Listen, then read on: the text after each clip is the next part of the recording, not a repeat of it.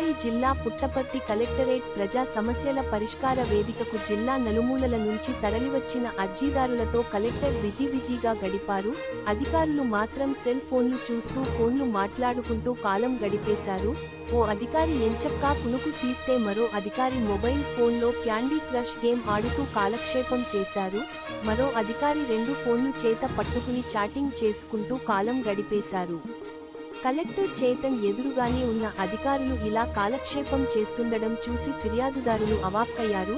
వారానికి ఒకరోజు నిర్వహించే ప్రజా సమస్యల పరిష్కార వేదికకు వ్యయ ప్రయాసలు కోర్చి ప్రజలు జిల్లా నలుమూలల నుంచి తరలి వస్తుంటారని, వారి మంచి ఫిర్యాదులు స్వీకరించి సరైన సమాధానం ఇచ్చి పంపాల్సిన అధికారులు ఇలా కాలక్షేపం చేస్తూ కార్యక్రమాన్ని అనిపించడంపై విమర్శలు వ్యక్తం అవుతున్నాయి.